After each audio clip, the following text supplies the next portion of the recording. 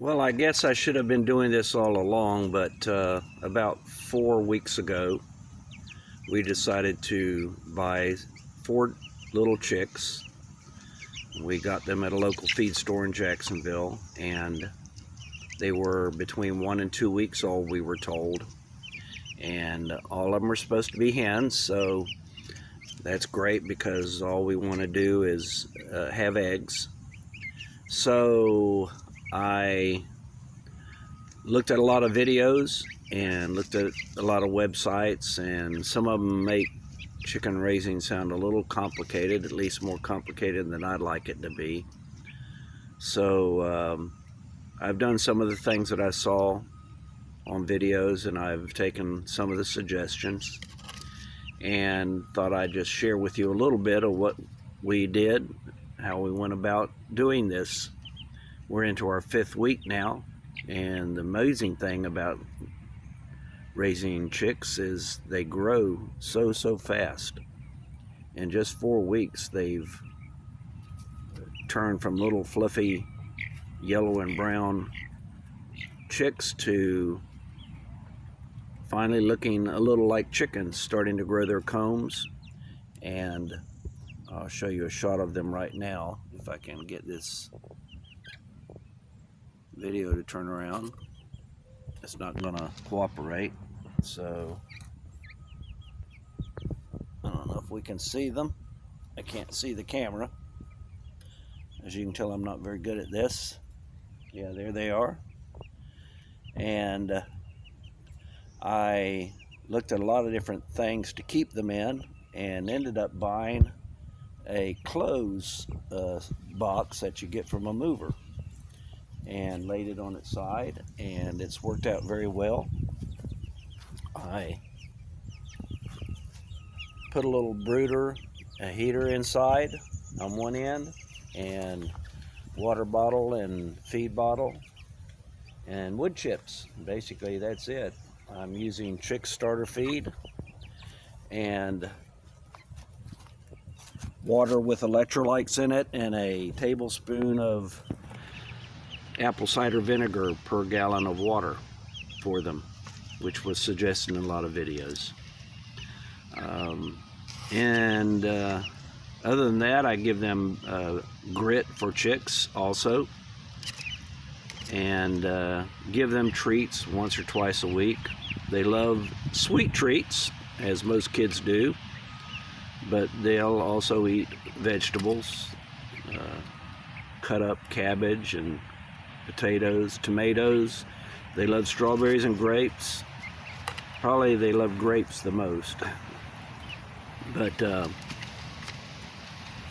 I decided after 4 weeks, we're waiting for the temperatures, low temperatures at night in Jacksonville, to get above 65. And that hasn't happened consistently yet to where I can put them outside for good.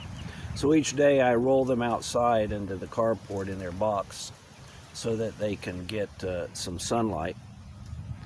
And after the 4th week, I kind of felt sorry for them having to stay in that box all the time, so I built a small little outdoor run that I can pull the box up to and cut a hole in the side of the box so they can get outside and get used to being truly outdoors. I just bought these posts, which were like $3.97, $2.97 a piece at Lowe's, and I bought a 25-foot roll of this plastic netting to make it. So I spent less than $25 doing that. I don't feel comfortable leaving them in it when I'm not out here, because an animal with a little bit of weight could knock this down pretty easily, so I kind of keep an eye on it, and I don't leave them outside in it unless I'm out here with them.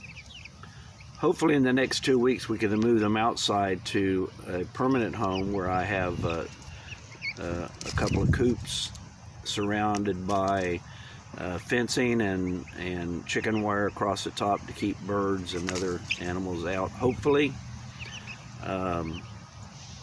And we'll go from there and see how it goes. Hopefully after 20 weeks they will start laying eggs. Going back to the chickens, I can't tell you the we bought 4 different breeds. One was a Rhode Island Red, and one was a Buff Orpington, and one is a Bantam type, but I don't remember the breed, and I don't remember the breed of the 4th one. So, but they're supposed to be good egg layers, except for maybe the Bantam. I don't know what to expect from her, except their eggs will be smaller. But my wife wanted a Bantam, so we have a Bantam. And we did this once before when we lived in Tennessee. We live in Jacksonville, Florida now, which is really our home, but we lived in Tennessee a couple of years and had our first experience of raising chickens. And everything went well. In fact, then I didn't have the knowledge of YouTube videos to use, just got advice from people, and it was rather uncomplicated and everything went well. So I don't know if anything I've shared would be of help to anybody, but so far it hasn't been too hard to do. The one thing that you need to be aware of is the cost.